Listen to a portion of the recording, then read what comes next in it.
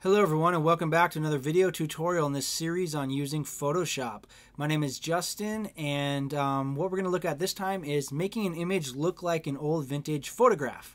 So here's an image I took last year and I think that it would be fun to make it look like this was a 100-year-old photograph. So that's what we're going to do. So I'm going to actually just drag it down to my dock here and just drop it on the Photoshop icon to open it. You can also just go to File, Open. Okay, so what I want to do first is hit Command J. I can also just come over here to my layer and right click and hit duplicate. But if you just hit Command J, you can duplicate the layer, or that'd be Control J on Windows. Okay, I'm going to just shut off the eyeball on this layer. I just want to keep a master copy of the photo when I start, just to have it as I start to make edits. Okay, so let's go ahead and make this look like an old photograph. So let's see, with layer 1 selected here, I'm going to go ahead and change the name of it to Temple 1, okay? And then I'm going to come up here to Filter, Noise, Dust and Scratches, and I'm going to leave that at the radius at 2 pixels, okay? What that did is it just softened up the image a bit. If I hit Command plus and increase the size here, you can see it's kind of blurry. If I hit Command Z or Edit Undo, which as you can see is Command Z, I tend to use all the quick keys for everything, but I'll try and point that out every time. I really recommend just getting your quick keys down. So anyway, Command Z to undo. See how it's sharp, blurry, sharp? Okay, I want it soft like that, okay, because it's supposed to be a 100-year-old photograph. Okay. Next, I've got some images here of... Alright, so I have this image right here, some rusty metal. I did not take this myself. I actually went to CG Textures and grabbed it from here. So anyway, it's actually a really great site to get some textures from. Of course, you can get them from all over or go take your own. This is exactly what I was looking for, though. Now, I can actually just open this up or drag it right on top of my composition, but I'm going to keep them separate right now. We'll actually look at smart objects later on in this series. So to keep things nice and simple, I'm just going to drag this down and open up another Photoshop composition. Okay, here's our original one. Here's our texture. All right, so I'm going to make this black and white. The easiest way to do that is to just come up here and go to Adjustments, Desaturate, okay? And notice that that is Shift Command U. And that's what I always do, is I just go Shift Command U. So it's desaturated. Now I want to open up curves, okay? So I'm going to come up here to Image, Adjustment, Curves, which is just Command M. And I always just hit Command M, okay? And I'm going to create an S-curve on here. So I'm going to really make the whites white and really make the blacks black, okay? Just like that, okay? And if I hit Command Z to undo, you can see there's a huge difference there, okay? And that's what I'm going for. Now, with Photoshop, you can use a lot of the quick keys that you're probably already familiar with from using Microsoft Word or any other text editing program, such as Command A to select all, Command C to copy, and I'm going to come over here and hit Command V to paste, okay? Now, of course, you can do this just inside of your edit over here. For example, edit, cut, copy, paste, okay? I just tend to use the quick keys for everything. Select all is over here, select all. Okay, but again, that select all is just Command A, okay, which is what I use. Deselect is Command D. All right, so there's 10 ways to do everything in Photoshop. It's an artistic program, so you just get your own artistic flow going with it. So obviously we can't see the image below right now. So what I'm going to do is I'm going to come over here to my layer mode, or my blending modes. And right now it's set to normal. I'm going to click on that, and then I'm going to set it to soft light. All right, and if I, hit the eyeball here to make it disappear, you can see how it's just adding that texture on top, okay? And I like that. That's something that I'm going for in this. Okay, so let's see here. Let's go ahead and click on this. I like to name all my layers, so let's just call this one Scratches 1, okay? And we're calling it Scratches 1, and we got to spell it right. There we go. Sorry. All right, because I'm going to throw another texture on top of this once again. Okay, so I got another image here. Where is it? Grunge Maps, okay? And let's just pull that one in. Again, we'll look at smart objects and all that later. I'm just pulling it into another Photoshop document for now. Now I'm going to do the same thing that I did to this one, okay? Except for there's no reason to go over it again. I can just do it. So I'm going to just do it real fast with quick keys. So I'm going to hit Shift Command U and desaturate, Command M and set an S curve on it a little bit. Get some contrast going, something like that. That's going to work. Command A to select all, Command C to copy, jump over here, and Command V to paste. Okay, I'm going to hit Command minus. Okay, I can go plus or minus just to kind of see where I can position this. I don't really want these hard scratches in there, okay? Because this is actually just a piece of cement, and I kind of want to, fake that it's a photograph, part of a photograph texture. So something like that will work, I think. Yeah, whatever. That'll be fine. Okay. Now, instead of setting the blending mode to soft light this time, I'm going to actually set this one to multiply, all right? Okay, that's looking pretty good. It's really dark right now, though, so I'm going to come over here to Image, Adjustments, Brightness and Contrast, and I'm going to turn the brightness up a bit, like so. Whatever, something like that. That'll work. Okay, yeah, and just add another layer of texture on top, and they're kind of blending different, which is nice. It'll kind of give it an effect that there's some layers of damage going on in my photo here. Okay, great, let's move on. So what I want to do now is, now later on in the series, we're going to take a deeper look at non-destructive editing, but I'm going to give you a little taste of non-destructive editing right now by using adjustment layers, okay? Just like using curves, or let's see, levels, Command L for levels, and you can adjust this level or layer, okay? You can actually set up an adjustment layer that will non-destructively add effects to all the layers below it. So I'm going to come up here to Layer, New Adjustment Layer, Levels, okay? And I'm just going to hit OK. And the best way to get a feel for what these tools do is just play with them, okay?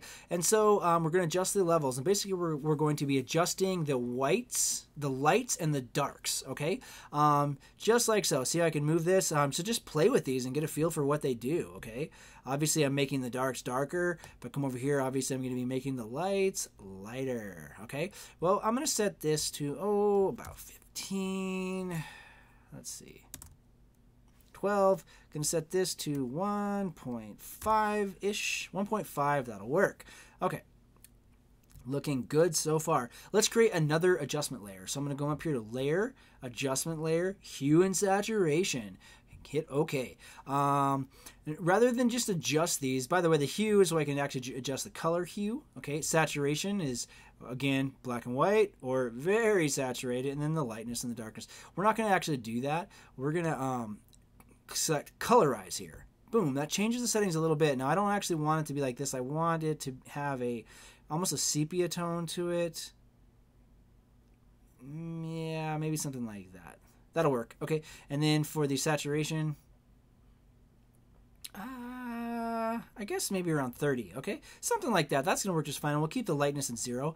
Okay, so that's looking pretty good so far. There's a lot more that we can do to this, though. So let's go ahead and talk about that. What should we do? Let's put a vignette on this, okay? So we're going to put a vignette on, and there's lots of different ways to do vignettes. And you can do vignettes with colors. You can do vignettes with what's out of focus. Like the middle is more in focus and the outer edges are more blurry, or maybe the outer edges are very dark. Okay, lots of different ways to do that. I'll show you the most common way to do it, and then I'll show you another way that I tend to do it.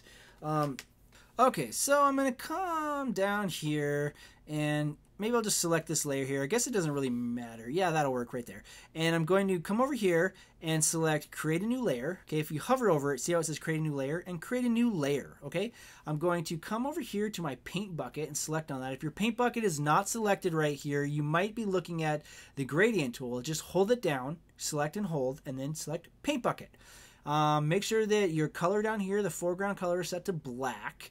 If it's not, if it's set to something else, go ahead and change it to black. And you can just do that by dragging this down to the corner, or just make sure that you have 6 zeros set up right down here in your hexadecimal number. Okay? Let's see. If your background is, see how this is switching back and forth like that? You can actually switch the foreground and background like so, black and white. If you have different colors set up like blue right there, and you want this to be back to black and white, all you have to do is hit D. D for default, and that'll change this to black and white again. Okay, so just some little workflow tips for you there. Now, I have this layer selected here with nothing on it, the one I just created. I'm going to take my paint bucket tool, and I'm going to just click anywhere on here. Boom, and make it black, okay? I'm going to come over here to my rectangle marquee tool, and I'm going to make the feather, I'm going to go ahead and make the feather at 150 pixels, okay?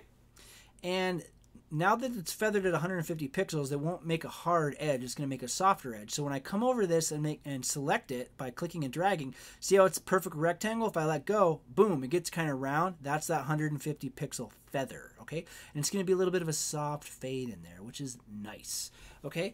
And I'm going to go ahead and just hit delete, okay? And then I'm going to hit, Command D to deselect, okay? If you come over here to select up here, you can also just do deselect, okay? But I always hit Command D to deselect. Okay, now it just put a little bit of a vignette around that.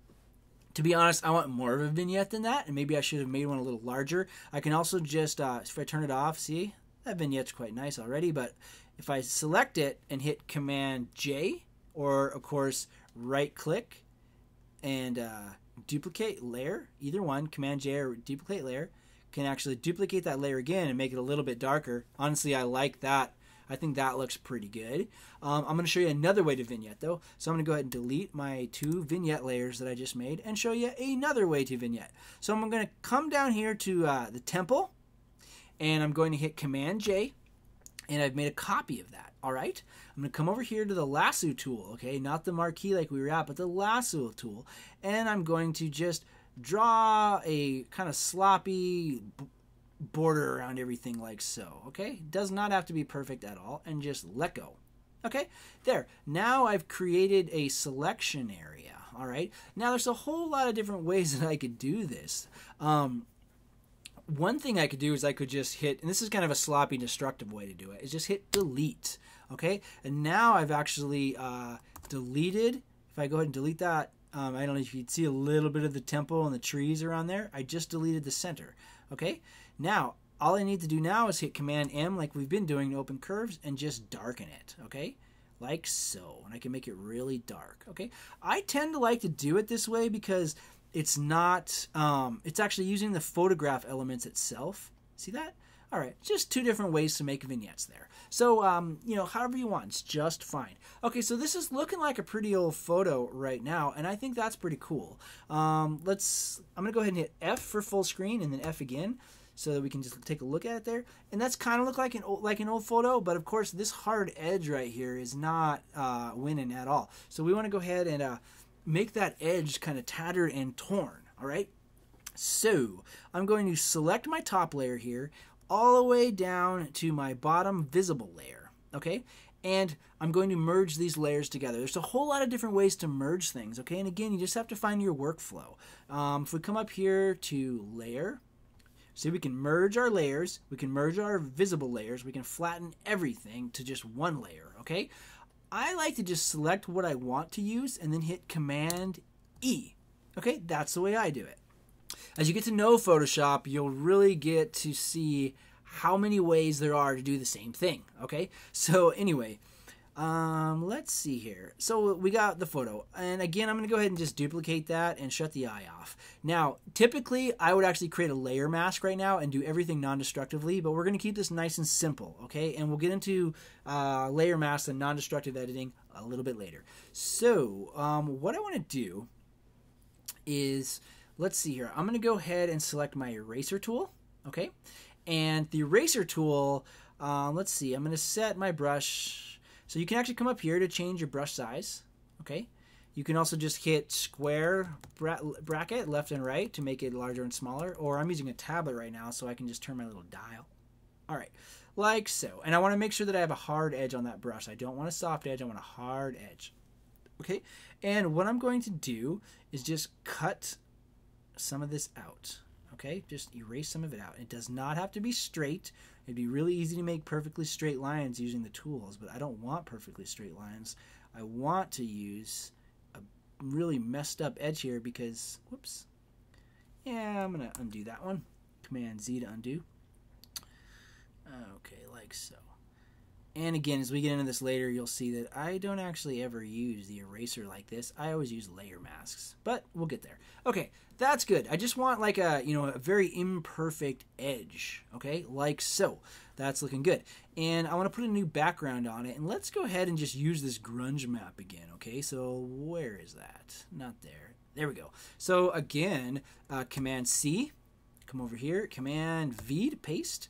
And I'm going to go ahead and actually I'm going to blur this, okay, because I don't actually want it to look like cement, but I just want to use like the little bit of that texture color variant there. So I'm going to come up to make sure that layer selected, to filter, blur, Gaussian blur, and I don't know, I just thought it was actually pretty good around 30, just something like that. That'll work. I'm going to drag it below. Okay, so there's a ton of different ways to alter the color of an image. What I'm going to do right now is just do a color overlay. So I'm going to come down here, make sure my layer is selected here, come down to Effects, okay, and Color Overlay. All right, so right now it's a gray overlay. Here's the gray color. If I select that, we can choose the color. I'll make it red. That obviously does not work, but here's the cool thing. If I see how this is a circle and I can move this around, okay, and obviously I can move this around too, if I wanted it blue, which looks silly. But if I move off of here, see how my cursor turns to an eyedropper? And I can pick a pixel color that's already present in the photograph. How cool is that? Okay, it's really nice to have continuity of everything. So, I just want like an off-white. I just don't want it to be a perfect white, okay? That'll work, just like that, especially for demonstration purposes. Okay, so we're getting closer now. However, this does not really look like a torn edge. It doesn't look like it's very 3D, right? No, it does not. So I'm going to select my top layer here, okay? And I'm going to come down here to Effects, Drop Shadow, okay? And as we dig deeper into these tutorials, I'm going to show you ways to make shadows that's way cooler than using drop shadow, all right? But for this particular situation, I think drop shadow is a great thing to use. I'm going to turn the opacity all the way up, okay? And, okay, so there's a slight shadow on this now, and that actually looks okay. To give you an idea, if I kind of increase this, you can see that shadow really sticking out. If I bring the size down, the spread out a bit, like so, you can see it over here. It might be kind of hard to see, but if I change the angle of the light to be the opposite, see how the shadow jumps and now it's up here? Yeah, just like that.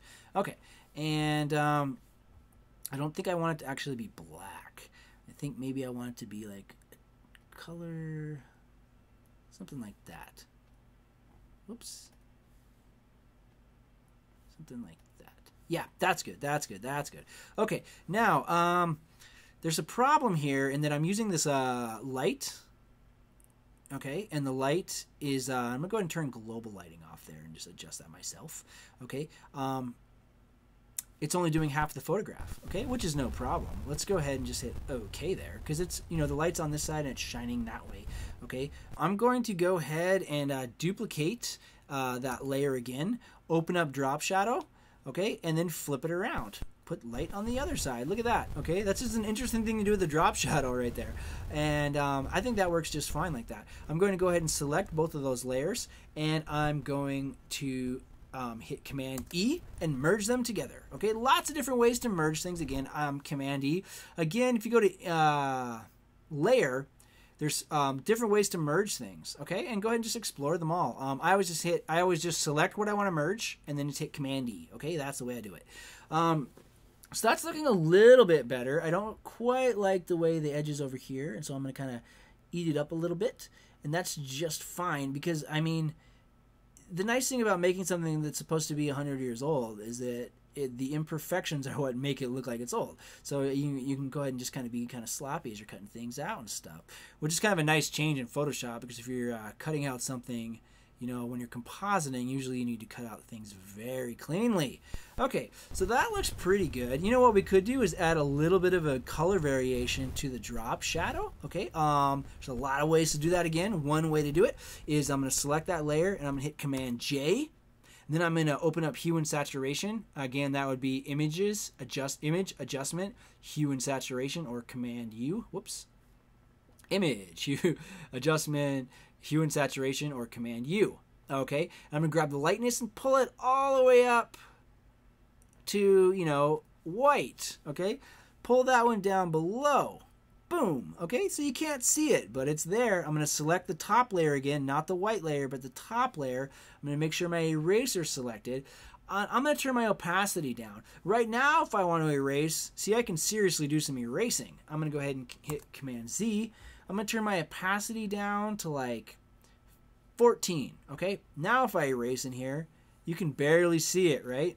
I'm going to go ahead and undo that. Why I did like that, though, is that I can come over to these edges now and slowly erase some of that drop shadow, and it's just adding a little bit of color variation in there, so it's not all the same color, okay? Because there's really nothing that's going to be totally uniform. No continuity of color in something that's 100 years old pretty much anywhere, okay? Especially on the edges like this. All right, and it's just to give it a little bit of a 3D look, okay? It kind of sells the fake image that we're making here a little bit more doing it this way. And I'd say that's about good, okay? Well, something like that. You know, I could nitpick at this forever, but you get the idea, I'm sure. So let's go ahead and let me go ahead and bring that out a touch like so. Okay. Yeah. Okay, so now I'm going to go ahead and hit F for full screen, F for full screen again, and Command plus to make it bigger. And there you go. We have a fake 100-year-old photograph. All right, so I'm going to go ahead and hit Escape. Let's see here. I'm going to go ahead and select this layer, this next layer, and this layer here, and hit Command G to put them in their own little group. Okay. Of course, instead of doing that, I could have just hit Command E and flattened the image, okay?